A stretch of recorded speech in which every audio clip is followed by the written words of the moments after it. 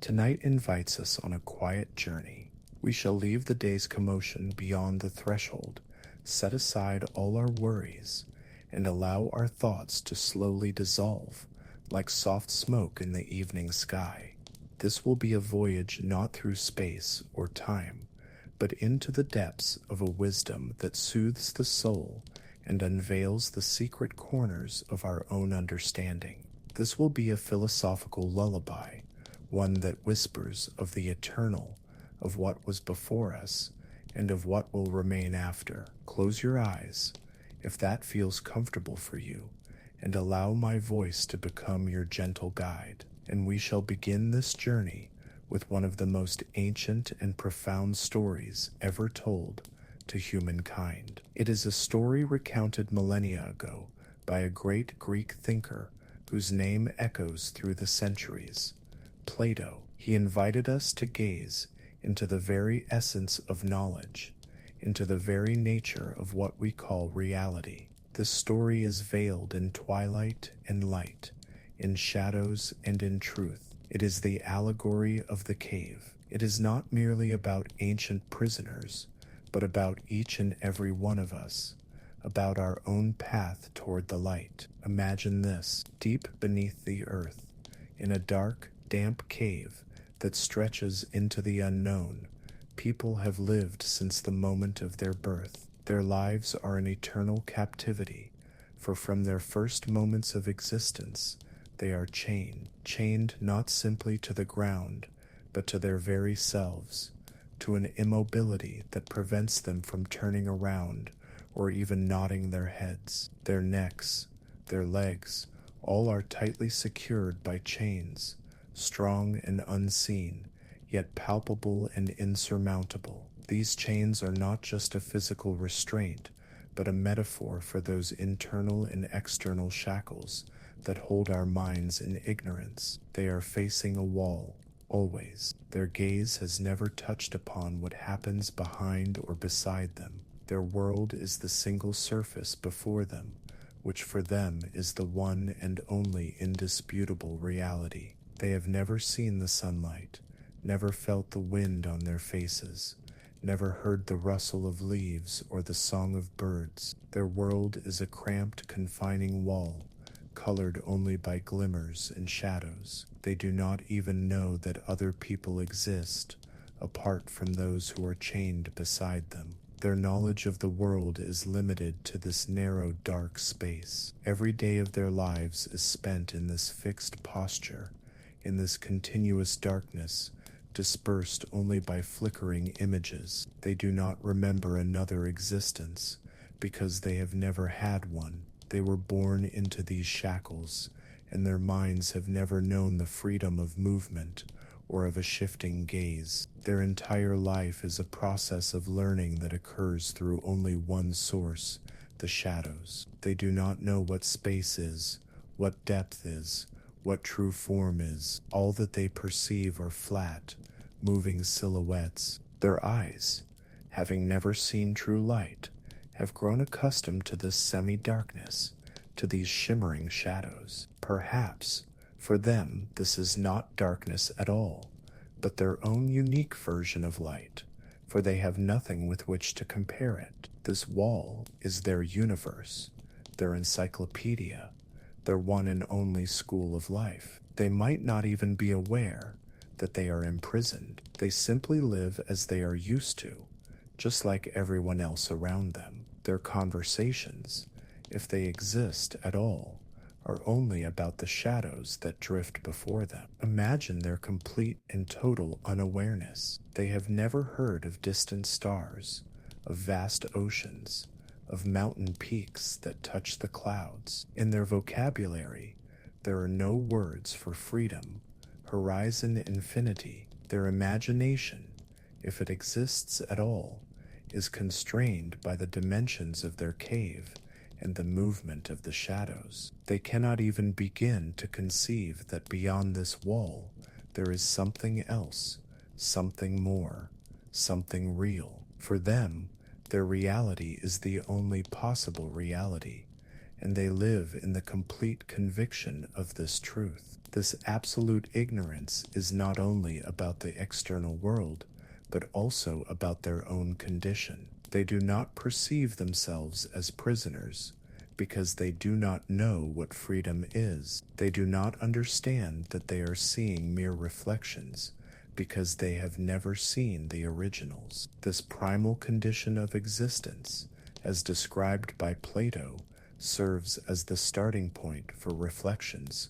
on our own knowledge, about how we ourselves might be chained to our perceptions, to what the world shows us, without ever pondering its true source. Their life is a kind of deep slumber from which they have not yet awakened. They dream, perhaps, of the shadows, which for them are the most vivid events of the day. Their consciousness is entirely submerged in this illusory reality, and they have no reason whatsoever to doubt it. This is a state of primal ignorance, which is the point of departure for all discoveries to come. We left our captives in a state of absolute unawareness, chained to a wall, facing a surface that was for them the only reality. They did not know of the world behind them, of the fire that cast the light, or of the puppeteers who moved the figures. Their existence was a complete immersion in a world view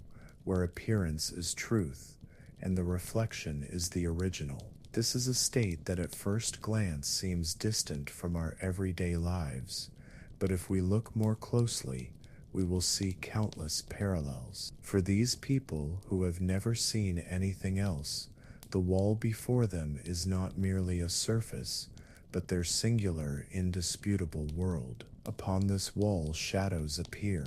They move, they change shape, and for the captives, this is the only thing they can perceive. These shadows are not just images. To them, they are people, objects, and events. They watch as one shadow appears, another vanishes, and a third crosses over a previous one. This is their life, their only experience. They do not know that these shadows are merely projections, reflections of something else. They believe them to be entirely real. Imagine how they might communicate. Their conversations would likely revolve around these shadows. Look, what a large shadow. There, that shadow looks like the one from yesterday.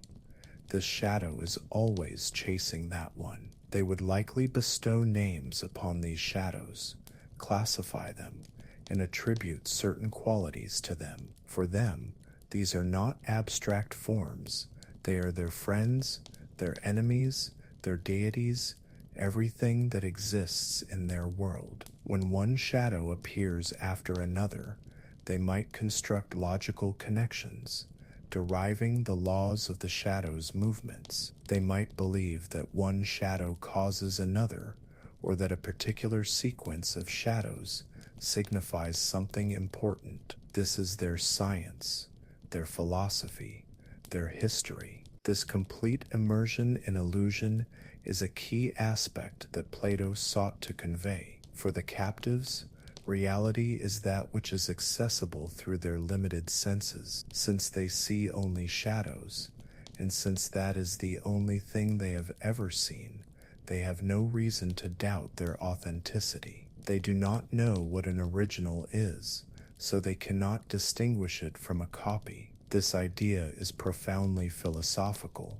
If everything we know is merely a reflection, then how can we ever come to know the true nature of things? Through this allegory, Plato shows that our beliefs are shaped by our experience. If our experience is limited and distorted, then our beliefs will be as well. The prisoners in the cave are a metaphor for people who live in a world dominated by the opinions of others rather than by their own independent knowledge. These could be the social norms, prejudices, and stereotypes that we absorb from childhood and that seem to us to be indisputable truth. We see only the shadows of reality shaped by society, media, and upbringing, and we rarely question them. In this context, ignorance is not merely the absence of knowledge, It is an active faith in illusions. The prisoners do not simply not know, they know that which is not true, and their knowledge is an obstacle to genuine understanding. They might take pride in their knowledge of the shadows, considering themselves wise for being able to predict their movements or distinguish their forms. They might even compete amongst themselves over who knows these shadows best, who can prophesy their next appearance. This is their game, their struggle for status and recognition in their small, distorted world. Perhaps they have even developed an entire system of beliefs around these shadows. One might be a priest of the shadows, another a connoisseur of the shadows, a third an artist of the shadows. They may have their heroes and villains among these moving forms. Their world, though confined, is to them complete and self-contained. They feel no need to search for something else, because they have never known that anything else exists. Their minds are entirely submerged in this imagined reality. This state of limited perception is central to understanding Plato. He asserts that most people live in precisely this way, seeing only the shadows of reality that pass before them. These shadows could be sensory impressions, thoughts instilled in their minds, or simply superficial notions about the world that do not reach the essence of things. They do not penetrate through the veil of appearance to know the true form or idea. At this point, Plato lays the foundation for the further development of his philosophy of ideas. He shows that the sensory world we perceive is but a reflection, a pale copy of the true ideal world. The shadows on the cave wall represent our everyday sensations, what we see, hear, and touch. They are changeable, impermanent, and do not provide a complete picture of the truth. True reality, according to Plato, lies hidden in the world of ideas, to which we can only ascend through the use of reason, not the senses. So as we reflect on this world of prisoners living among shadows, we are invited to ask ourselves, is not our own perception of the world also sometimes limited? Do we not mistake the shadows for true reality? Do we not rely on the judgments of others, on superficial notions, without striving to look deeper, to the essence? This part of the allegory is a quiet invitation to self-reflection, to critical thinking, to doubting the obvious. Plato, through this metaphor, seems to whisper to us, do not accept as truth that which appears obvious. Always seek the source.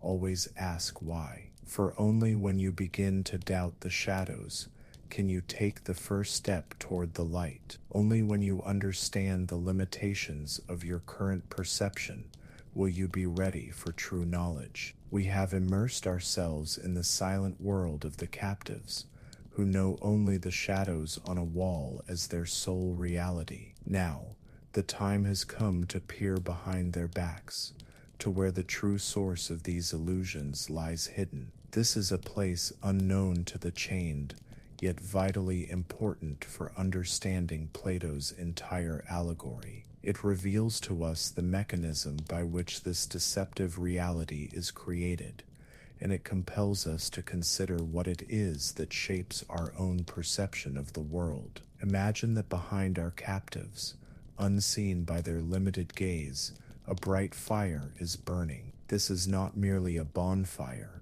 but a powerful source of light, an integral part of their imprisonment, though they do not suspect its existence. This flame offers them no warmth or comfort. It only casts sharp, dancing glimmers. The fire in this allegory is a symbol of something that is a source of visibility, but is not yet truth itself. It illuminates, but its light is not yet the light of reason or higher knowledge. It is what gives form and existence to the shadows, allowing them to appear on the wall. Without this fire, the shadows would not exist. It is the hidden cause that generates their reality, Between this fire and the chained people lies another detail, no less important: a road. It is a high passage that serves as a barrier.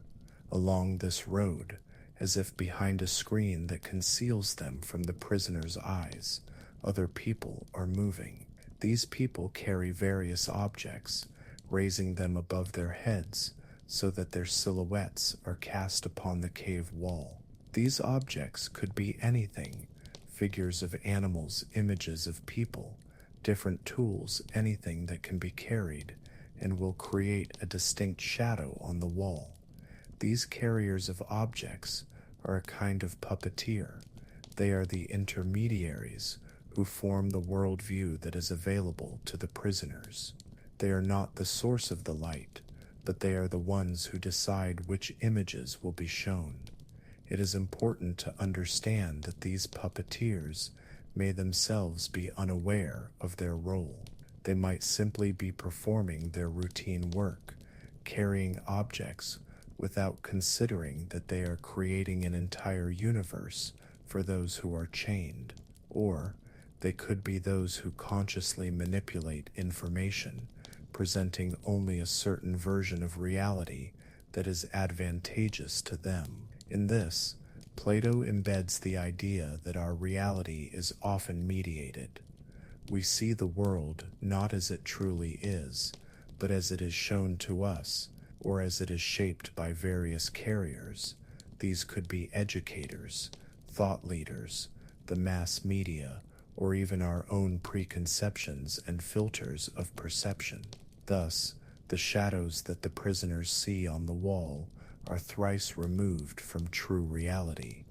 Firstly, they are not the objects themselves, but only their silhouettes. Secondly, these silhouettes are created not by natural light, but by an artificial fire. Thirdly, these objects are carried by other people who can choose what to display. This multi-layered mediation is the very essence of the illusion. The prisoners see only a projection of a projection. They do not see the fire. They do not see the puppeteers. They do not see the real objects. They see only the final result of this complex mechanism. This is a profound metaphor for the critique of sensory knowledge. Plato believed that our everyday world, which we perceive through sight, hearing, and touch, is merely a world of shadows. These sensations can be deceptive. What we see might only be a superficial reflection, not the true essence of things. Our sense organs, according to Plato, are like the eyes of the prisoners, seeing only shadows on the wall. They give us information, but this information is already processed, filtered, and distorted. For the prisoners, the shadows are not just images, but the only available form of communication and information. They might distinguish them by size, shape, or speed of movement. They might even predict their appearance or motion based on past experience. The one who most accurately predicts the shadows could be considered the wisest in their world. This highlights how people can build complex systems of knowledge and even cultures around completely illusory phenomena, believing in their authenticity. It is a reminder of how we often trust the information that comes to us without verifying its source, without thinking about how it was created or who relayed it.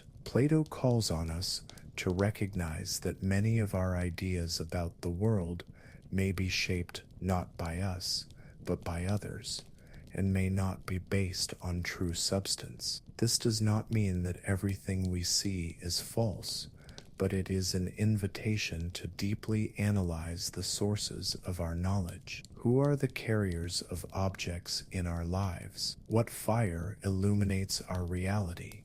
What shadows do we perceive as truth without questioning their origin? This part of the allegory is a crucial step toward understanding why philosophy is so necessary. It is an attempt to move beyond mere visibility, to analyze the hidden mechanisms that form our perception. It calls on us not just to look at the wall, but to try to imagine what lies behind it. It encourages us toward critical thinking, toward a skeptical attitude regarding the superficial, toward a search for first causes. For true knowledge begins when we start to doubt what seems obvious. Plato seems to be telling us, do not be satisfied with what you are shown. Seek the source, seek the true form, for only then will you be able to distinguish truth from illusion, the real from the reflection. This profound thought is the guiding thread that runs through his entire philosophy. He is not just describing prisoners, he is describing the state of the human mind, which too easily accepts illusions as reality if it does not exert the effort to seek higher knowledge. And as we reflect on these hidden mechanisms, allow your mind to settle. Let the images of the fire, the puppeteers, and the shadows slowly dissolve, giving way to a deep sense of calm. This journey into the world of philosophy is not a race for answers, but a quiet immersion into the questions that lead to greater understanding. Now we shall delve deeper into the consciousness of the prisoners themselves, to understand how this world of illusions, composed exclusively of shadows, shapes their perception of reality, their beliefs, their language, and even their very identity. This is critically important for comprehending how external influences, of which we are often unaware, can define our own picture of the world. For the chained captives, the shadows on the wall are an absolute and indisputable reality. They are not mere reflections to them. They are life itself, the only available form of existence they have ever known. Their brains, their senses, their memories, all have developed and functioned exclusively within this context. They have never seen anything else, and therefore they possess no criteria for comparison or for doubt. It is a complete immersion in an illusion where the very thought of another existence cannot arise, for there has been no experience that could give birth to such a thought. These shadows become for them not just objects of observation, but the subjects of their conversations, their discussions, their predictions. When a shadow appears, they might exclaim its name or discuss its features. If one shadow always follows another, they establish cause and effect relationships between them, believing that one summons the other. This is their primitive science, founded upon the observation of fleeting reflections. They might create complex systems of knowledge about these shadows, memorizing their sequences, their sizes, their personalities. For instance, one shadow might be considered good if its appearance precedes another good shadow, and bad if a bad one follows. Moreover, these shadows become the sole source of their language and conceptual framework. They speak of the shadows, using words that describe their forms, movements, and interactions. Their understanding of greatness, speed, beauty, or danger, all of this is formed based on observing these projections. For example, a large shadow might mean important or strong to them. A fast shadow might be associated with efficiency or threat. Their entire world of meaning is constructed around this limited information. This shows how our linguistic tools and our understanding of the world are intimately linked to what we see and experience. In this enclosed world where shadows reign, their hierarchy and social order are formed. The one who best recognizes the shadows, who most accurately remembers their sequences, who most skillfully prophesies their appearance, that person is considered the wisest, the most competent. They might be credited with exceptional abilities and could gain respect and authority among the other prisoners. This is their intelligentsia, their leaders, whose wisdom consists of a profound knowledge of illusions. They might even compete for these titles, demonstrating their erudition in the world of shadows. This struggle for status within a world of illusions is Plato's subtle critique of societal values, which are often based on superficial successes or knowledge that lacks any real foundation. The most tragic aspect of this is that the prisoners do not simply lack the truth, they actively believe in the falsehood. Their faith in the reality of the shadows is so strong that any attempt to question it would be perceived as madness or a threat. They are convinced that this is the only world that exists, and any talk of something else, of the fire, the puppeteers, the objects, would be absurd and incomprehensible to them. They lack the conceptual framework to even imagine something beyond this experience. This shows how difficult it is to dismantle deeply ingrained illusions, especially if a person has never encountered another reality. The state of the prisoners is a powerful metaphor for the ignorance of humanity, immersed in a world of sensory impressions and illusions. Plato uses it to show that most people live by perceiving the world through the lens of their own limitations, prejudices, and social doctrines passed down from generation to generation. We accept as truth what we are shown, what we hear, without considering the true source of these shadows. These shadows can take the form of unverified information, popular opinions we accept on faith, or stereotypes that shape our view of other people and events. Society, according to Plato, often functions like this cave. Education, media, politics, culture, all of them can act as puppeteers, showing us certain shadows and thus shaping our worldview. And if we do not make an effort to go beyond this wall, to investigate the sources of information, to think critically, then we remain prisoners of these illusions. Our knowledge of the world may be merely a collection of distorted reflections, rather than a true understanding of the essence of things. Plato emphasizes that liberation from these illusions is a painful and difficult process. For the prisoners who know only shadows, the truth would be so unusual and uncomfortable that they would actively resist it. Their minds have adapted so completely to the darkness and flat images that bright light and three-dimensional forms would seem painful and unreal to them.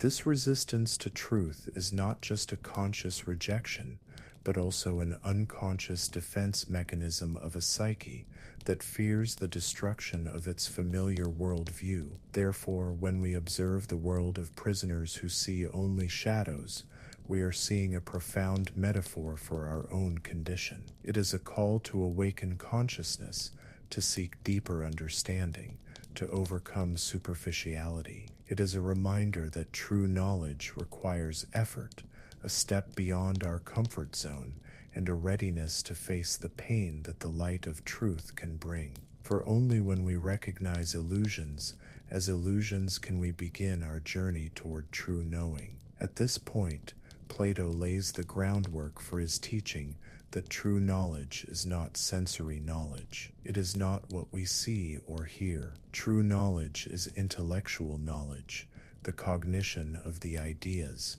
which are eternal, unchanging, and the true foundations of all that exists. The shadows are merely temporary, mutable, and imperfect reflections of these eternal ideas. Understanding this is the first step to being freed from the cave. This immersion into the world of illusions concludes the first stage of our journey. We have understood the state of the prisoners and the mechanism that creates their illusory reality. Now we are prepared for the pivotal moment, the moment of release, when one of the prisoners is given the chance to turn around and for the first time see the source of the shadows.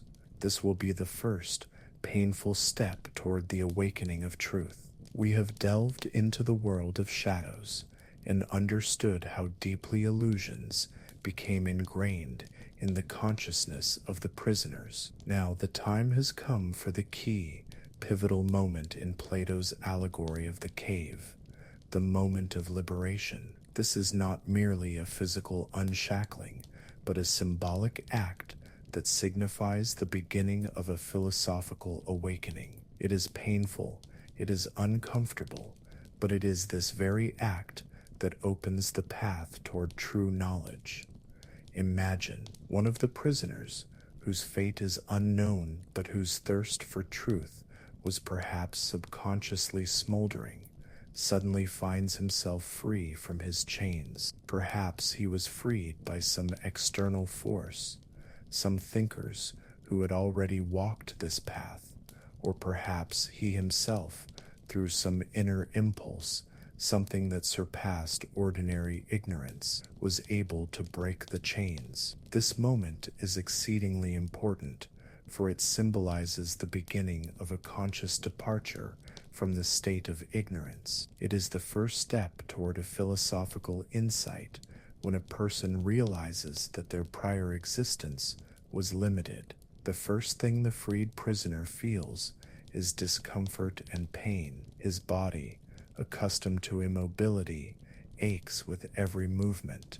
His neck, which for decades was fixed in one position, turns with great effort. This physical pain is a metaphor for the intellectual and psychological discomfort that accompanies leaving the comfort zone of familiar beliefs. The shattering of illusions is always a painful process because it destroys the familiar picture of the world, which, though false, provided a sense of security and predictability. Encountering new information that contradicts everything you believed in can be shocking and disorienting.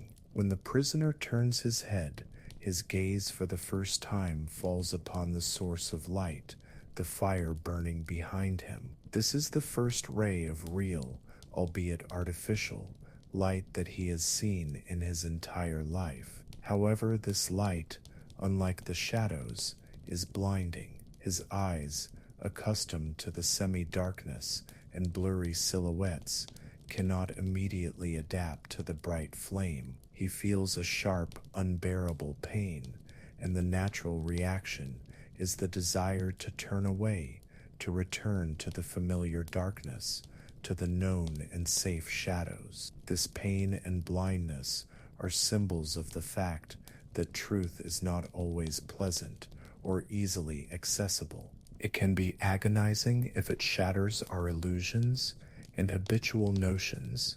It may require us to rethink everything we once believed, and this is a process often accompanied by internal resistance. It is easier to remain in ignorance, in the comfortable darkness of familiar deceptions, than to face the bright, sometimes harsh, light of truth. The desire to return to the shadows is that inner voice whispering, "This is too hard, this is too painful, let's just leave everything as it is." However, despite the pain, the freed prisoner continues to look. Perhaps some inner strength, some thirst for knowledge, stronger than the physical discomfort, compels him to overcome this initial shock. This symbolizes the courage of the philosopher, who is not afraid to face the pain of truth, who is willing to endure discomfort for the sake of knowing.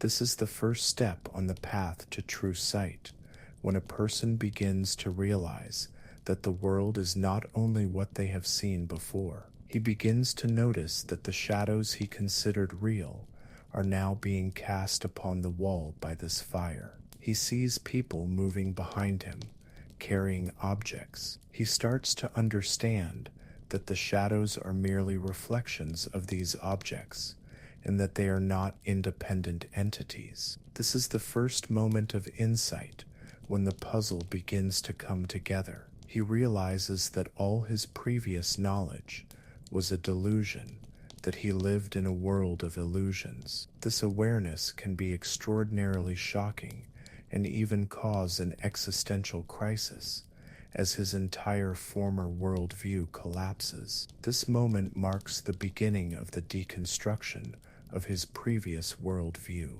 Everything he believed in turns out to be untrue. All his knowledge of the shadows, his predictions of their movements, his authorities among the other prisoners, all of it loses meaning. It is like waking from a long sleep and realizing that all your dreams were just a fantasy. This can evoke feelings of confusion, anger, betrayal, but at the same time, an immense wonder and curiosity about what lies beyond. The turn of the head and the gaze upon the fire are only the first, very limited steps in cognition. The fire, though it is the source of light for the shadows, is not the true light itself. It is a symbol of the physical world that we perceive with our senses. The prisoner sees the fire, sees the objects that cast the shadows, but he does not yet see the real world outside. He has passed from one illusion to another,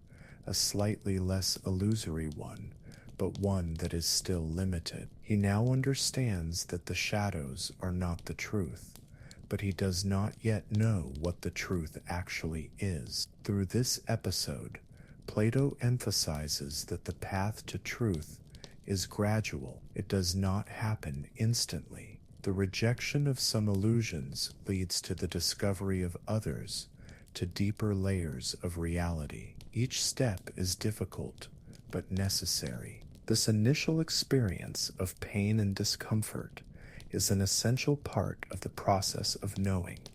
It is a kind of cleansing of the eyes and mind from the accustomed darkness. The metaphor of this liberation is universal. It could be the moment a person questions the social norms they previously accepted without question.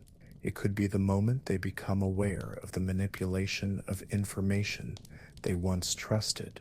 It could be a personal epiphany when they realize their own prejudices or fears were preventing them from seeing the world as it is. It could be the beginning of a journey of self-discovery, when a person begins to recognize their own limitations and illusions. This is an invitation to the courage to think for oneself, to not be afraid to ask questions, even if they cause discomfort. It is a call to active cognition, not passive contemplation of shadows, for only when we find the strength within ourselves to turn away from the wall and look at the source, no matter how blinding it may be, do we begin our own journey toward the true light. This is the first push toward exiting the cave, toward a journey that will change everything. It is the awakening of the mind from the slumber of ignorance. We have already seen how the prisoner, freed from his chains, painfully turned his head and for the first time came face to face with the flame of the fire. This moment is not merely a physical insight, but a profound psychological and intellectual collision with something entirely new. We will now examine in greater detail this first, harsh experience of encountering the light, which is so decisive for his subsequent path toward the truth. The prisoner's eyes, accustomed since birth to the semi-darkness of the cave, to the blurry and indistinct shadows, were suddenly confronted with the blinding light of the fire. This fire, the very source of their illusory reality, proved to be unbearably bright for him. Every cell of his pupils, previously attuned to absorbing minimal glimmers, was suddenly overwhelmed by this intense radiance. This caused a sharp, piercing pain that forced him to shrink back, to squint, perhaps even to shut his eyes. This is not mere discomfort. It is a physical suffering that is a direct consequence of encountering a truth that is far too bright for an unprepared mind. This pain is not only physical, but also a psychological shock. His entire former world, all of his comfortable darkness, suddenly proved to be not just dark, but unreal. This realization strikes harder than physical pain. All his prior experience, all his wisdom about the shadows, all of it crumbles to dust. It is like the sudden awareness that your entire life has been a lie. This triggers a profound upheaval, a disorientation, a feeling of losing the very ground beneath your feet. The mind longs to return to what is familiar, to what is safe, to that which does not cause such pain. This is precisely why, as Plato notes, the prisoner will have a strong desire to turn away. He will want to return to that wall, to those familiar illusions, which, though unreal, gave him a sense of stability and predictability. To return to a place where his eyes do not hurt, where he does not need to rethink the entire world, where everything is understandable and customary. This desire is a natural reaction to the pain and the destruction of one's familiar worldview. It is that inner voice whispering, "This is too difficult. This is too much. Let's just leave everything as it was." It is the universal human yearning for a comfort zone, even if that comfort zone is an illusion. However, it is in this very moment, in this clash with pain and the desire to retreat, that the first ray of true understanding lies hidden. Despite the pain, the prisoner gradually begins to adapt. His eyes, though slowly, start to grow accustomed to the firelight, and as this happens, he begins to see the real objects being carried by the puppeteers, and not just their shadows. He sees their volume, their shape, their color, things he could never have distinguished in the world of shadows. This is the first step toward three-dimensional perception, toward understanding depth and substance. This vision of the objects that cast the shadows is the first real proof that his previous life was an illusion. He sees cause and effect. Here is the object.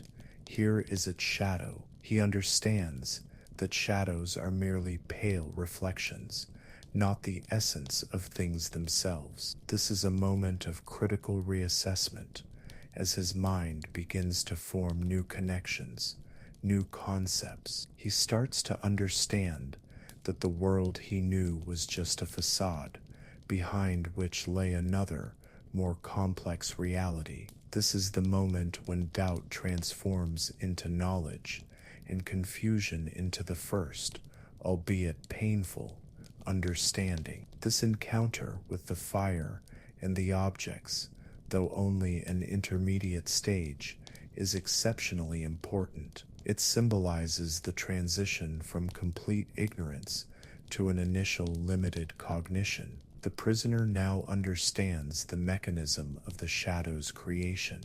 He knows they are not the truth, but he does not yet know what the ultimate truth is. He has not yet seen the outside world, but he has already realized that the cave is not the entire universe. It is like a child who for the first time understands that shadows are not monsters, but merely shapes cast by objects. It is a discovery that changes their entire perception. This experience is a cleansing for the mind. The pain from the blinding firelight is the pain of being freed from delusions. It is like untying a tight knot that held your mind captive and feeling the blood begin to flow once more. It is not always pleasant, but it is vital for further growth. Plato indicates that true knowledge requires effort and endurance.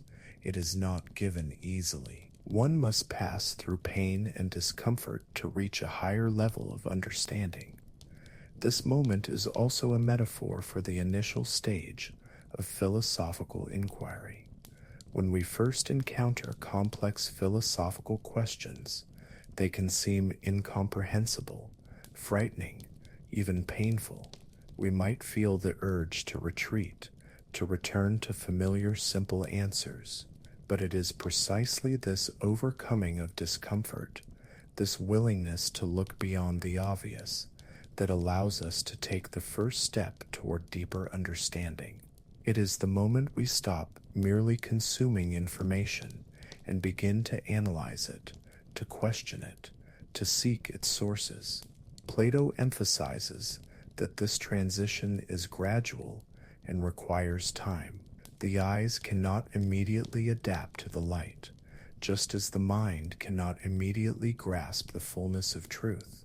Time is needed to acclimate, to rethink, to integrate the new information. It is a process of learning that happens step by step, from one discovery to the next. It is not an instantaneous enlightenment, but rather a gradual yet relentless ascent. This episode is not just about a cave, but about each and every one of us. How many times have we turned away from the truth because it was too painful or inconvenient? How many times have we taken shadows for true reality because it was easier that way? Plato calls us to courage, to a readiness to meet the light of truth, even if it blinds us and shatters our illusions. For only when we recognize the falsehood of our initial reality can we begin to seek the true one. Thus, the first gaze upon the fire is a symbol of the awakening of consciousness, the realization of the illusory nature of one's prior existence.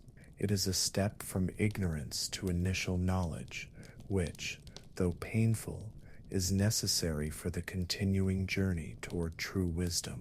It is the moment the prisoner ceases to be a passive observer and begins to become an active seeker of truth. He does not yet know what awaits him, but he has already taken the decisive step into the unknown, a step that will change his entire life. This gaze upon the fire is the starting point for his long and difficult journey toward the true light. After the painful yet illuminating encounter with the fire, which revealed the illusory nature of the shadows, the prisoner stands on the threshold of a new, even more challenging stage of his journey. This is the path upward, from the depths of the cave to its exit, toward an unknown light. This ascent is not merely a physical trek, but a profound metaphor for the intellectual and spiritual growth that demands enormous effort, patience, and an indomitable desire for the truth. Imagine that he is released from the final fetters that held him near the fire. He is now given the opportunity to ascend from the cave. But this path is neither easy nor pleasant. It does not lead him along a smooth, well-lit road. On the contrary, it is a steep, uneven, rocky ascent that leads upward toward an unknown light. Every step requires colossal physical effort. His body, accustomed to immobility, feels every tensed muscle. He feels pain in his limbs, shortness of breath, fatigue. It is an exhausting labor that requires him to mobilize all his inner resources. This physical pain is a direct reflection of the intellectual difficulties and internal resistance that accompany the process of knowing the truth. Exiting the cave is a metaphor for leaving the state of ignorance, the comfort zone of familiar beliefs. This requires not only the rejection of old errors, but also an active search for new knowledge, which is always difficult. The mind, accustomed to simple illusions, is now forced to work with complex concepts, to analyze, to synthesize, to overcome internal contradictions. It is like training muscles that have long been atrophied. At first, it is painful, but gradually, the muscles grow stronger. During this ascent, the prisoner does not yet see his final destination.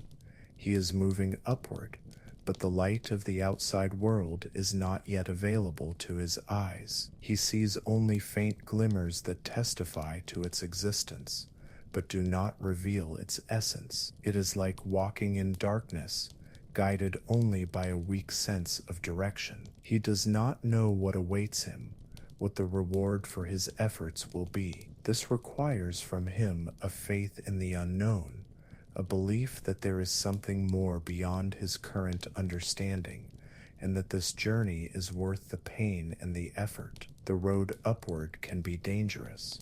Perhaps there are obstacles, slippery stones, steep slopes that threaten a fall. This symbolizes the risks and challenges that lie on the path to knowledge. A person who strives for truth may face misunderstanding, criticism, or rejection from those who remain in the cave. They may face their own doubts, an inner desire to retreat, a feeling that the path is too difficult. Yet it is precisely the overcoming of these obstacles that fortifies the will and strengthens the aspiration for knowledge. This ascent is an unavoidable process of adaptation. His eyes, already somewhat accustomed to the light of the fire, must now grow used to an even brighter light that emanates from outside. This happens gradually. Perhaps he sees only gentle reflections on the cave walls, changing their color, making them less gloomy. This symbolizes the gradual expansion of consciousness as the mind begins to perceive new nuances, new details that were previously inaccessible. Into this stage, Plato embeds the idea that true knowledge requires the abandonment of previous comfortable beliefs. It is not simply the addition of new information, but a transformation of one's entire worldview. The upward climb is a rejection of the world of shadows, of the world of superficial impressions, of the world where truth was an illusion. It is an act of breaking with the past, which is necessary for the transition to a new, higher level of being and cognition. The path upward is also a metaphor for the process of education and self-education. Plato believed that true education is not merely filling the mind with facts, but leading the soul out of the darkness of ignorance into the light of knowledge. It is not a passive process, but an active one that requires effort from both the student and the teacher. If the teacher is a guide who shows the way but cannot walk it for the student, it is a constant struggle against one's own limitations, against the inertia of thought, against the inner resistance to the new. This moment symbolizes the idea of the transformation of the human soul. The freed prisoner ceases to be just a passive observer of shadows and becomes an active seeker of truth. His will is strengthened, his mind opens to the new, his desire for knowledge becomes a driving force. This is the path to self-development, to enlightenment, to moving beyond the confines of one's own limited experience. Plato, through this stage of the allegory, seems to tell us the path to truth is difficult, but it is the only path to true liberation. It demands from us courage, patience, and an unconquerable aspiration. He calls on us not to fear the pain and discomfort that accompany this ascent, for they are the very signs that we are moving in the right direction, that we are leaving the world of illusions behind and approaching the true light. At this stage, the prisoner has not yet reached the light. He is in a transitional state between the darkness of the cave and the bright world outside. He is no longer entirely a part of the world of shadows, but he does not yet belong to the world of truth. This is the state of seeking, which is the defining state of the philosopher. It is a state of constant upward movement toward greater clarity, toward deeper understanding. Thus, the path upward is not only a physical climb, but also a powerful metaphor for intellectual ascent, for overcoming ignorance, for moving beyond limited perception. It is a stage of pain, effort, and gradual adaptation that prepares the prisoner to meet the highest truth. It is a necessary step on the path to the complete enlightenment that awaits him at the summit. We left our prisoner on the steep and painful path upward from the depths of the cave to its exit. It was a journey of physical exhaustion and intellectual struggle, during which he gradually adapted to the increasing light. Now we arrive at the pivotal moment of this ascent, the moment of emerging from the cave and the first encounter with the bright true light of the outside world. This is a collision not just with the source of shadows, but with the very essence of truth, which is at once overwhelming and blinding. When the prisoner finally reaches the mouth of the cave, his eyes, which had only recently begun to adjust to the dim light of the fire, are suddenly met with the unbearable radiance of the sun.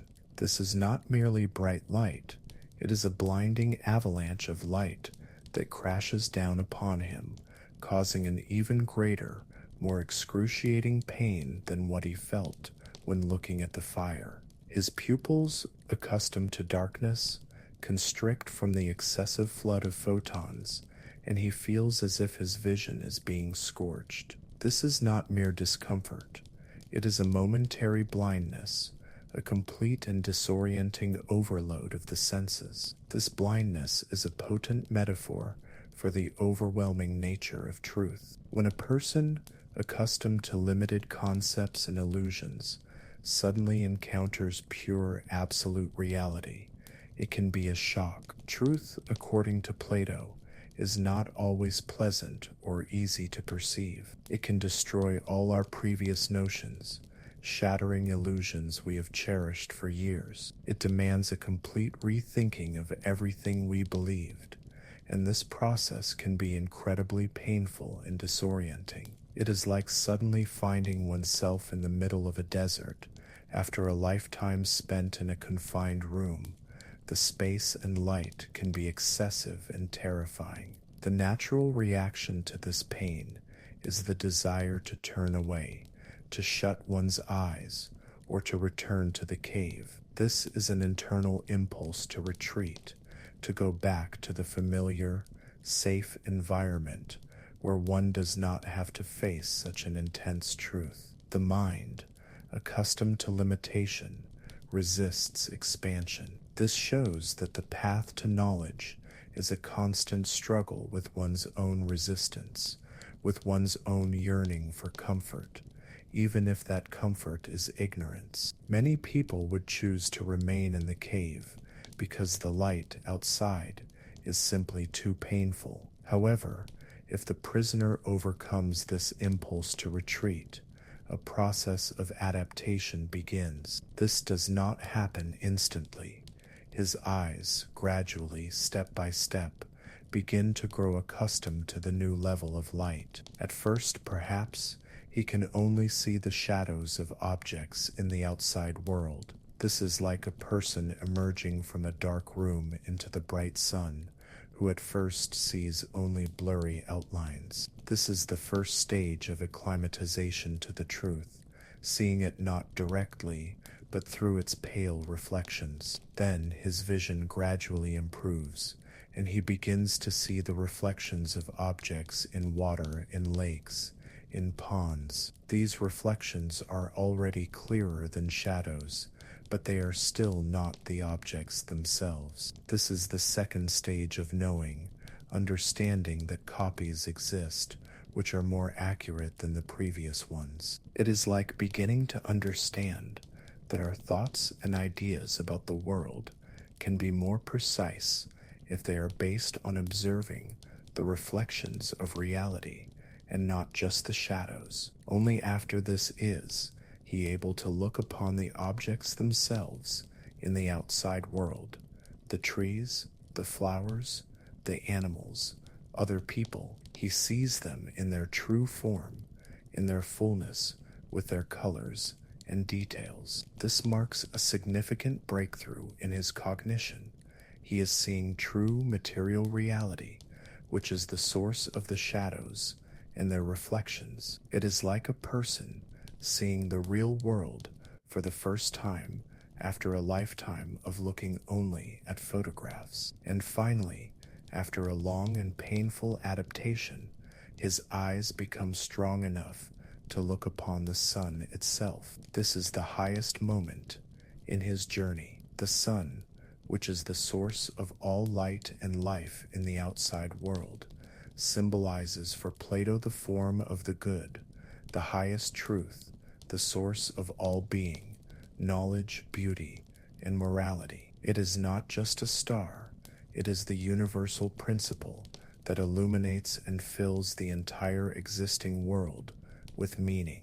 The gaze upon the sun is the culmination of philosophical enlightenment. This process of gradual adaptation from shadows to reflections, from reflections to objects, and from objects to the sun is key to understanding Plato's philosophy of knowledge. He shows that the path to truth is hierarchical and gradual. One cannot immediately pass from ignorance to full enlightenment. Each stage requires effort, patience, and a willingness to overcome the pain associated with the expansion of consciousness. It is like a ladder that one must climb step by step, not jump straight to the top. Plato emphasizes that true wisdom lies not in the ability to see shadows, but in the ability to see the sun, that is, to comprehend the highest truths. This is not a simple accumulation of information,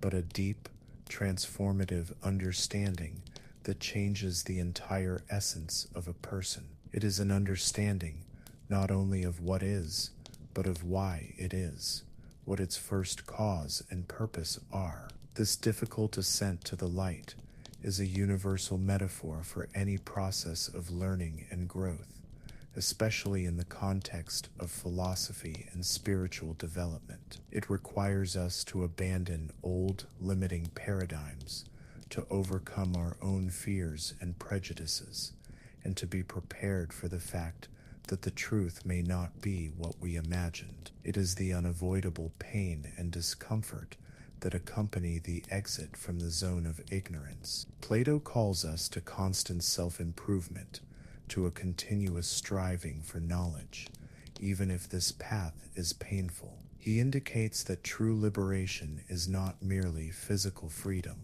but the freeing of the mind from the fetters of illusion. It is the path to the full potential of human thought, to the ability to comprehend the highest ideas. It is the path to becoming a true philosopher, one who loves wisdom and seeks it, despite the difficulties. Thus, the exit from the cave and the first encounter with the blinding light of the sun is the culmination of the prisoner's journey. It is not only freedom from darkness, but also the beginning of a new, higher level of cognition. It is proof that truth exists and that one can ascend to it, albeit through pain, blindness, and a long adaptation. It is the final confirmation that the world of shadows was merely an illusion, and that true reality awaits the one who dares to ascend to it. We have traveled a long and painful path alongside the freed prisoner,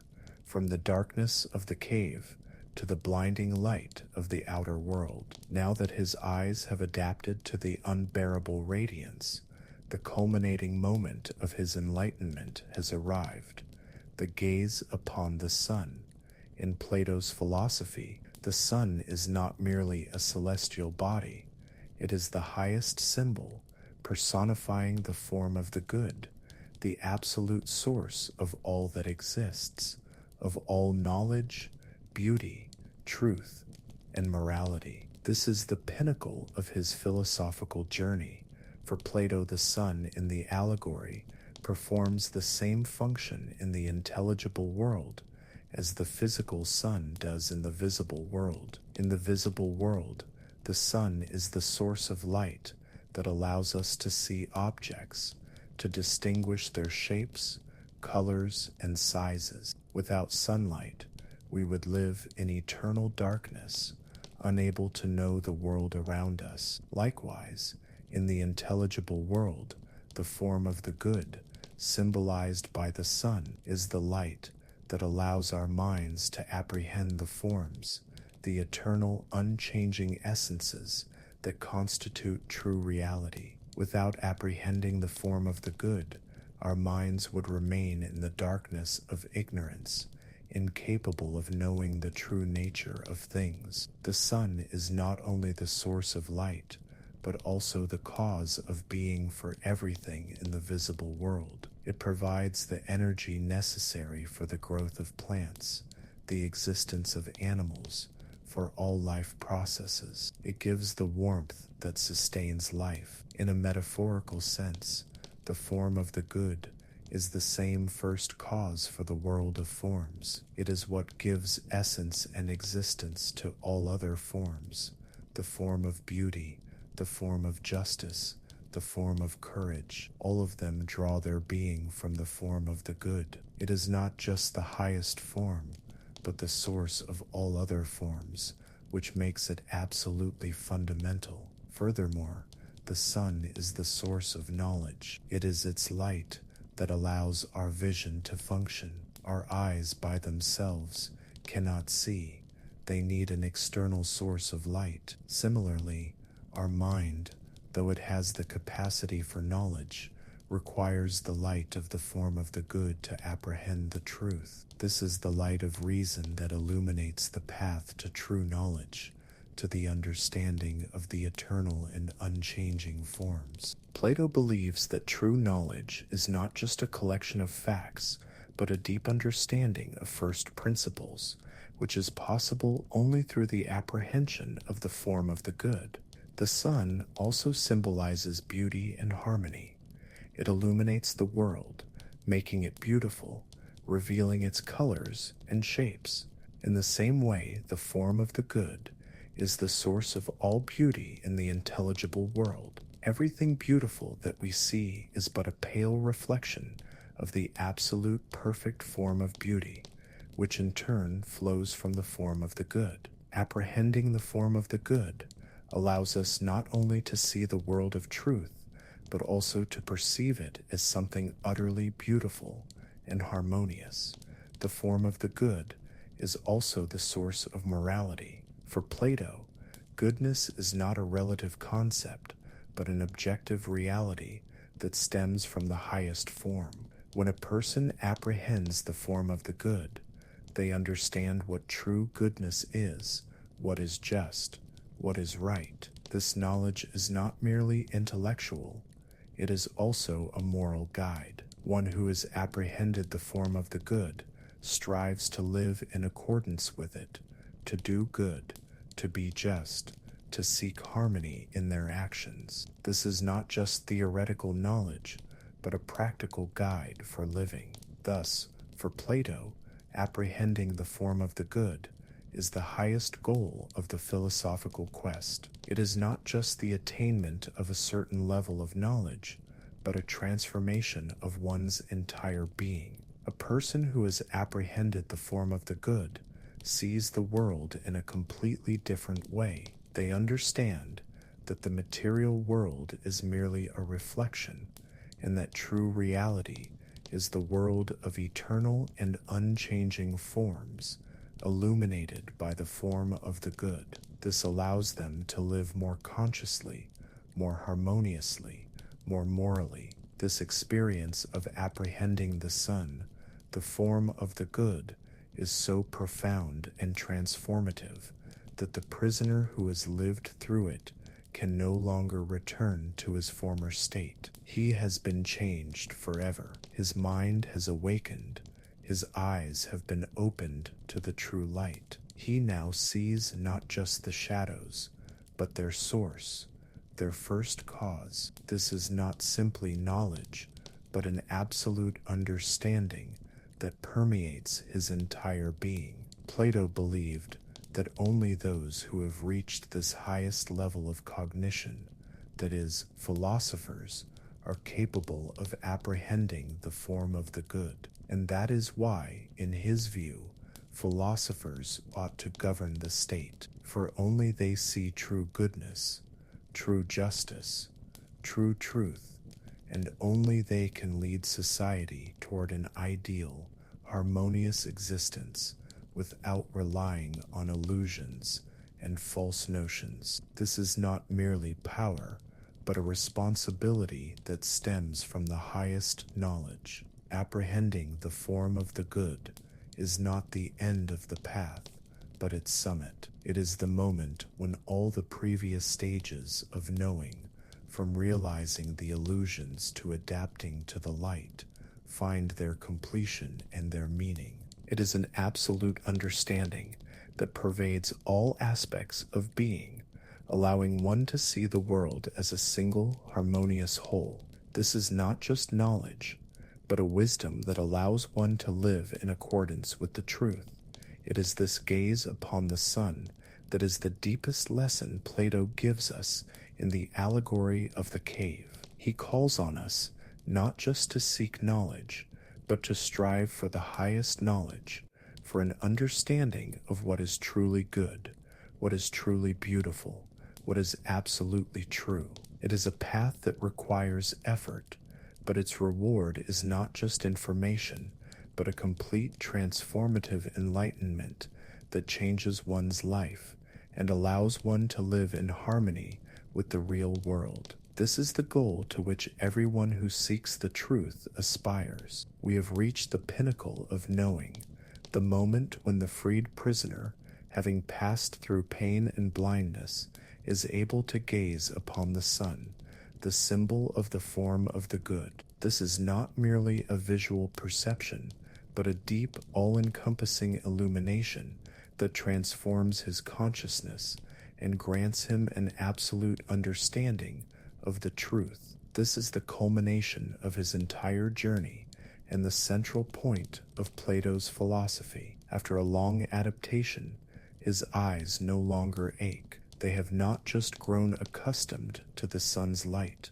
they now see by means of this light. This means that his mind, now illuminated by the form of the good, is capable of apprehending the true nature of things. He does not just see objects, he understands their essence, their cause, their purpose. He realizes that the sun is the source of all that exists, that everything he sees in the outer world exists because of its light and energy. This understanding transcends mere observation. It is a profound intuitive penetration into the very essence of being. This moment of illumination is not simply the acquisition of new information, it is a qualitative change in consciousness. The prisoner now understands that his entire previous life in the cave was an absolute illusion. The shadows he considered real were merely pale, distorted reflections. The fire, which had seemed to him a source of light after his release from the chains, now reveals itself as just a feeble artificial flame compared to the majesty of the sun. This is the final realization of the absolute falsehood of his former existence. He understands that he was not just mistaken, but that he lived in a world constructed upon lies and appearances. Moreover, he realizes that all his previous knowledge of the shadows, his predictions, his wisdom, all of it was meaningless and futile. All his efforts, aimed at understanding the shadows, were directed at comprehending the non-existent. This realization can be both shocking and liberating. Shocking, because it destroys everything he once believed in. Liberating, because he is now free from this delusion and can build his knowledge upon a true foundation. He now sees what true reality is. It is not the material world, but the world of eternal and unchanging forms, illuminated by the form of the good. Plato emphasizes that the form of the good is not just the highest of the forms, but the source of all other forms. It is like a central beacon that illuminates all other beacons, which in turn show the way to other knowledge. The form of the good gives being to all other forms. The form of beauty, the form of justice, the form of courage, the form of harmony. Without it, the other forms could not exist or be known. It is the universal principle that permeates all of reality. Apprehending the form of the good allows the prisoner to see the world as a single harmonious whole. He understands the interconnectedness of all the forms, their hierarchy, their origin. He sees how everything in the world, from the smallest blade of grass to the highest concept, stems from a single source, the form of the good. This grants him a sense of all-encompassing understanding that transcends fragmented knowledge. He sees not just individual trees, but also understands the essence of treeness as a form. This moment is also an illumination regarding morality and values. Plato believed that good is not a relative concept, but an objective reality that flows from the form of the good. Having apprehended this form, the prisoner understands what true goodness is, what true justice is, what true beauty is. This knowledge is not merely intellectual, it is also a moral compass that points the way to a righteous life. He understands that all his previous notions of good and evil were just shadows cast by false ideas, and that true morality is based on universal and unchanging principles derived from the form of the good. A person who has apprehended the form of the good becomes a true philosopher, one who loves wisdom and apprehends its highest forms. They are no longer a mere spectator, but a bearer of truth. Their mind is now able to see not only the visible world, the world of the senses, but also the intelligible world, the world of the forms. They are one who can distinguish the real from the unreal, essence from appearance, good from evil. This illumination is a transformation of his entire being. He is no longer the same person who was chained in the cave. His consciousness has expanded, his mind has become sharper, his moral bearings have become clearer. He sees the world in its true, undistorted form. This is a moment of true freedom, freedom from ignorance, freedom from illusions. He is now free, not only physically, but also intellectually and spiritually. Plato calls us to this highest level of knowing. He asserts that the purpose of human life is not mere existence, but the striving to apprehend the form of the good. It is not an easy path, but its reward is an incomparable understanding that allows one to live in harmony with the truth and to lead others toward it. It is a call to an education that aims to lead the soul from darkness into light, to the highest principles of being.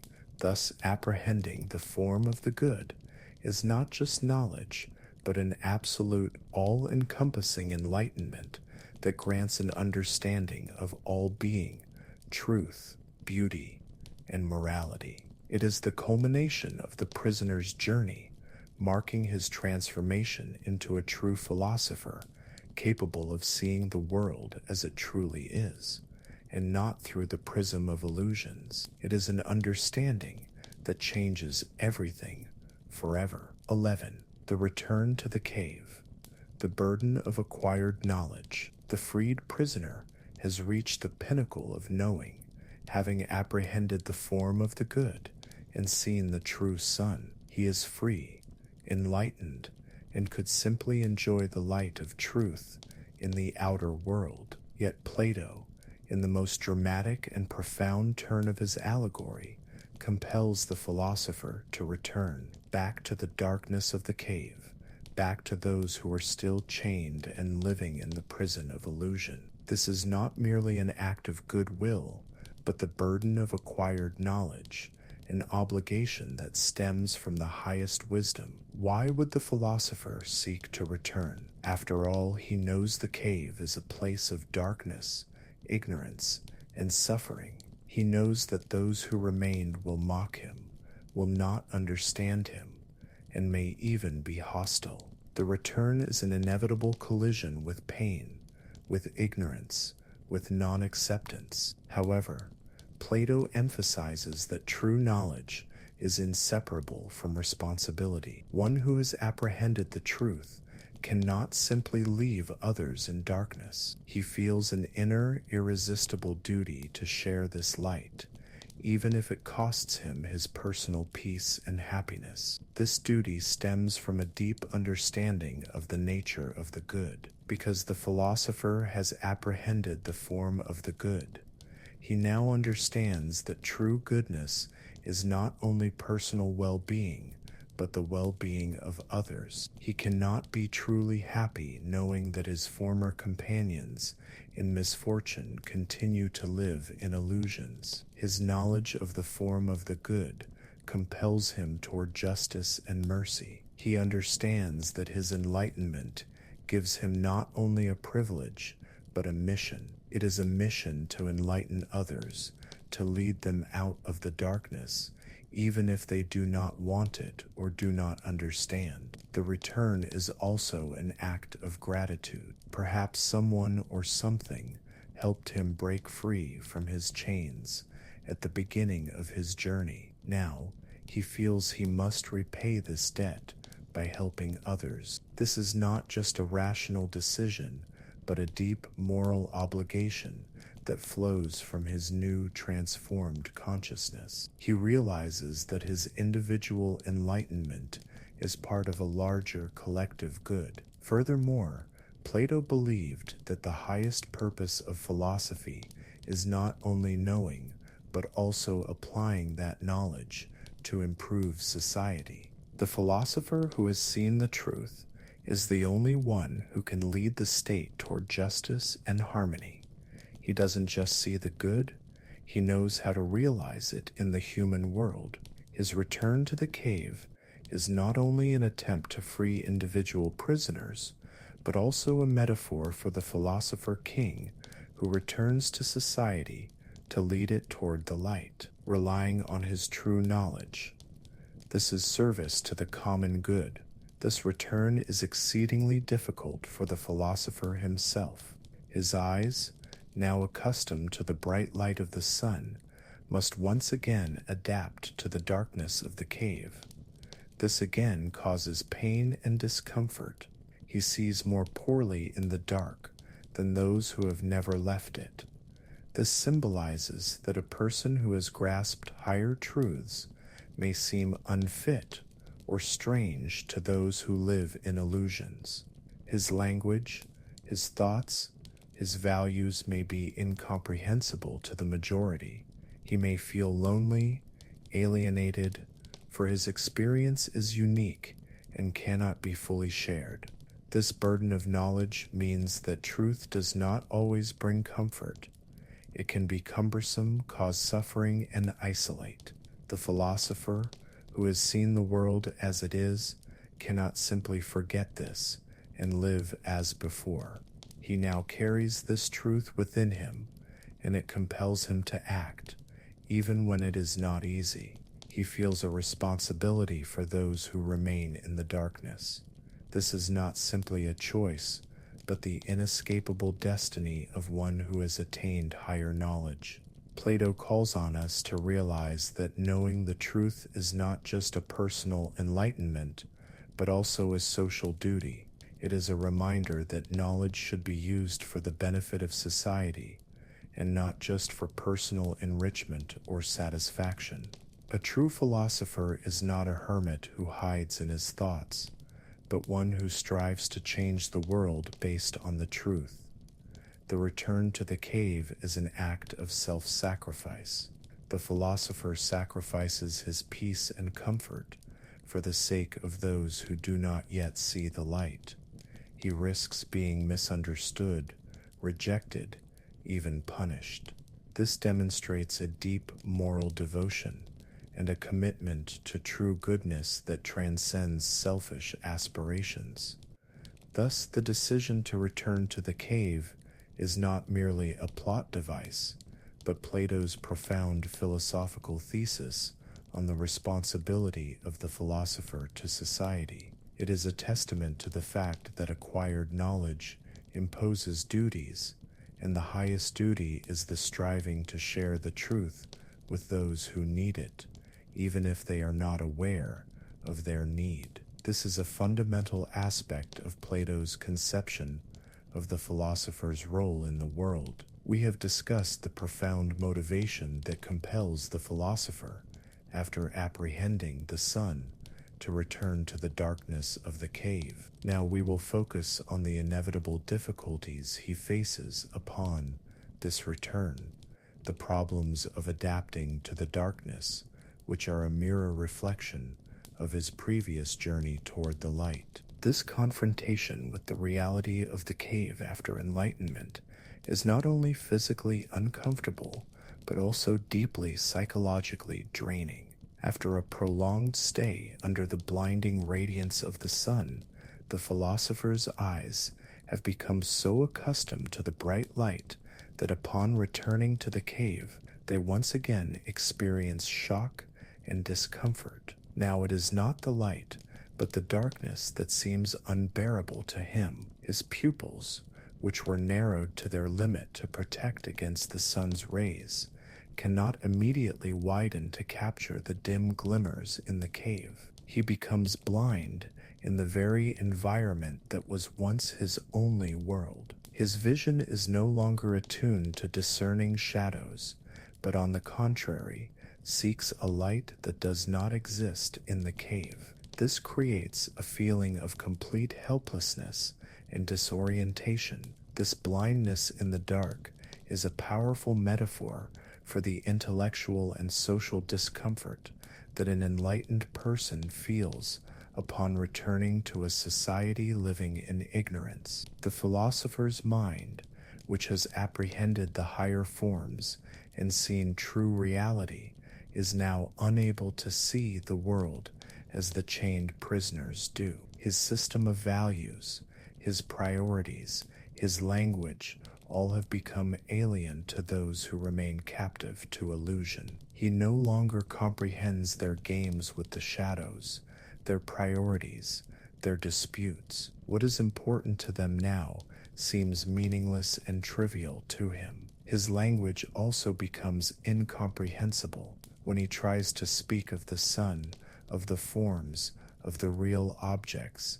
The prisoners cannot grasp it. Their vocabulary and their understanding of the world are limited only to concepts related to shadows. He cannot explain to them something they have never seen and cannot imagine. This creates a barrier in communication, a sense of isolation and misunderstanding. He speaks another language, the language of truth, which is unintelligible to those who hear only the language of illusion. The returning philosopher becomes an object of ridicule and misunderstanding. His blindness in the darkness of the cave, his inability to quickly distinguish the shadows, his clumsiness in participating in their games, all of this makes him a laughingstock. The prisoners, seeing his awkwardness, consider him mad, corrupted, someone who has lost his mind from his excursion. They might claim that his journey upward was harmful because it made him blind and unfit for their life. This shows how society often reacts to those who strive to go beyond its accepted norms and illusions. It mocks them, considers them odd, and deems their knowledge absurd. This return is also a source of deep emotional discomfort for the philosopher himself. He sees the suffering of those who remain in the darkness, their ignorance, their struggle for illusory values. He feels pity and a desire to help, but at the same time, he understands how deeply they are mired in their delusion. This feeling of hopelessness and disappointment can be extremely difficult. He recognizes the scale of the task, to convince those who do not want to be convinced, to show the light to those who are accustomed to the dark. Through this episode, Plato emphasizes that ignorance is not merely an absence of knowledge, but an active resistance to knowledge. The prisoners do not simply fail to understand, They actively reject the truth because it threatens their familiar worldview. They consider their cave to be reality, and the philosopher to be a madman. This proves how deeply a person can become stuck in illusions and how strong their resistance is to any changes that shatter their habitual comfort. This stage of the allegory is an important lesson for anyone who strives for enlightenment and wants to share it with others. It shows that the path of the philosopher is not only a path of personal knowing, but also one of social struggle, a path that requires immense resilience and patience. One must be prepared to be misunderstood, ridiculed, and possibly even rejected. It is a reminder that the transformation of consciousness is a difficult process, one that is not always welcomed by society. Thus, the return to the cave and the adaptation to the darkness is an exceedingly difficult trial for the philosopher. He faces physical blindness, intellectual misunderstanding, and social rejection. This episode vividly demonstrates how difficult it is to lead people out of ignorance and how deeply rooted illusions are in the consciousness of those who have never seen the light of truth. This is a tragic, yet necessary, step in the philosopher's mission. We left the returned philosopher in the darkness of the cave, where his eyes, accustomed to the sun, were temporarily. Now the time has come for the most crucial test of his mission, the attempt to bring the truth to those who are still chained to the wall and living in illusion. This is the collision of an enlightened mind with profound ignorance, a clash that reveals the enormous chasm between those who have seen the light and those who see only shadows. The philosopher, despite the physical discomfort and the inner resistance he feels in the darkness, gathers his will and begins to speak. He tries to explain to the prisoners that their reality is a delusion. He tells them of the outside world, of its boundless expanse, of the true beauty and diversity that exist beyond their dark cave. He describes the brilliant sun, its immense power and significance, as the source of all life and light. He tries to convey to them his deep understanding of the form of the good, to explain that there exists a higher reality, which is the source of all that is true, beautiful, and moral. To the prisoners, his words are a foreign tongue. They have never heard of a sun in the sense that he speaks of it. For them, light is merely the flickering of the fire, and reality is the shadows on the wall. They possess no concepts that would allow them to grasp what he is saying. His tales of infinite space, of objects that have volume and color, of the existence of forms, all of it sounds to them like a meaningless collection of sounds, like the ravings of a madman. They cannot even imagine what he speaks of,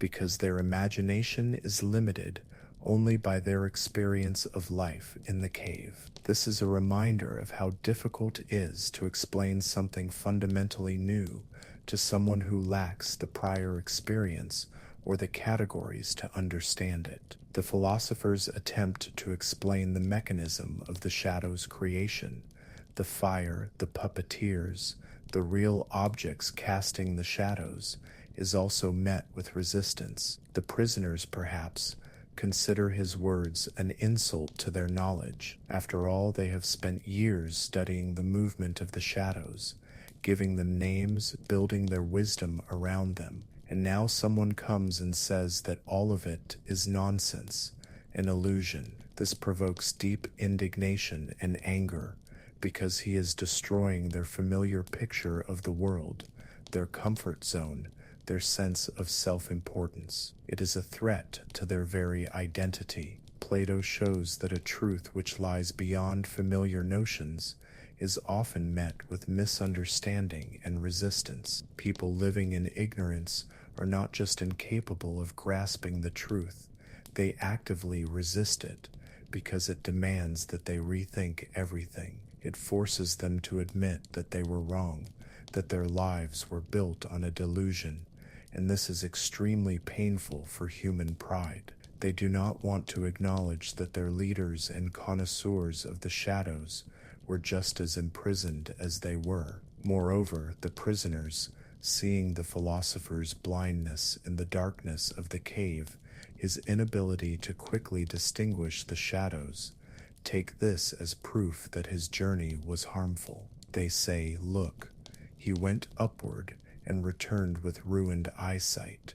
We are better off staying here, where we can see well." They conclude that exiting the cave is not a path to light, but a path to blindness. This is a potent metaphor for the devaluation of knowledge and the experience of those who seek truth by those who remain in ignorance. Society often rejects philosophers, scientists, and thinkers who question established dogmas, considering them impractical, unwise, or even dangerous. The philosopher thus becomes a misunderstood prophet to them. His words are prophecies of another world, but these prophecies fall on the deaf ground of ignorance. He tries to open their eyes, but they do not want to see. He strives to free them, but they consider him a madman who is trying to deceive or harm them. It is the tragedy of an enlightenment that cannot be shared, the tragedy of a knowledge that meets the dead wall of ignorance. This episode underscores Plato's idea that true education is not simply the transmission of information, but a change in consciousness, which is not always possible without the active desire of the one who is learning. One cannot forcibly enlighten a person if they are not ready for it. The philosopher can point the way, but the person must walk it themselves. This is also a critique of democracy on Plato's part, as he believed that the majority of people are incapable of apprehending the truth and making rational decisions. They are prone to be guided by emotions, sensory impressions, and populist ideas, which are shadows and not substance. Therefore, in his view, a society governed by a majority living in ignorance can never achieve true justice and harmony. Thus, the philosopher's attempt to convey the truth is an exceedingly painful and thankless task. He is met with total misunderstanding, ridicule, anger, and rejection. His journey, which began with personal enlightenment, now transforms into a lonely struggle against deeply entrenched ignorance. This is the final trial of his mission, not just to apprehend the truth, but to try to bring it to a world that resists its acceptance. After the philosopher's failed attempt to convey the truth, we arrive at the final, most tragic stage of Plato's Allegory, the reaction of the prisoners. This episode is a harsh reflection of how a society immersed in ignorance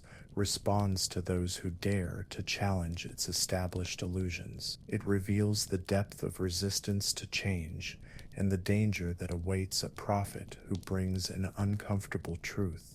When the philosopher, blinded after seeing the light of the sun and unable to immediately distinguish the shadows, begins to speak of the outer world, of real objects, of the form of the good, the prisoners do not just fail to understand him, they react with active negativity. Their first reaction is mockery and ridicule. They see his clumsiness in the dark, his inability to quickly decipher the shadows as they do. "Look at him," they might shout. "He went upward and returned with ruined eyesight. His journey was pointless.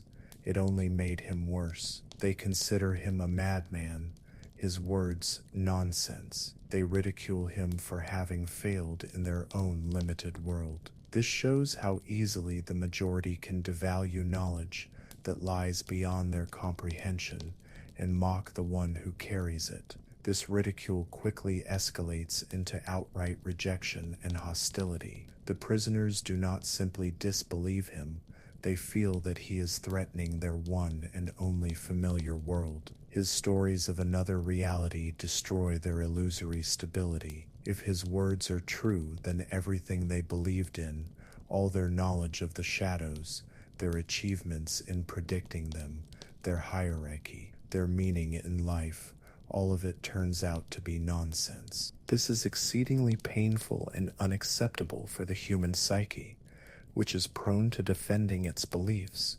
Even if they are false, they see in him not a liberator, but a destroyer of their comfort, an enemy. Plato notes that the prisoners feeling this threat are prepared to resort to extreme measures. They might threaten the philosopher if he tries to free them or force them to look at the fire. If anyone tried to release them and lead them up, writes Plato, they would kill him. This phrase is one of the most powerful and famous moments of the Allegory, shedding light on the tragic fate of Socrates, Plato's teacher, who was sentenced to death for corrupting the youth and introducing new gods. Plato uses this to show that society is often willing to destroy those who bring an uncomfortable truth, who question the established norms and beliefs that are founded on ignorance. This reaction from the prisoners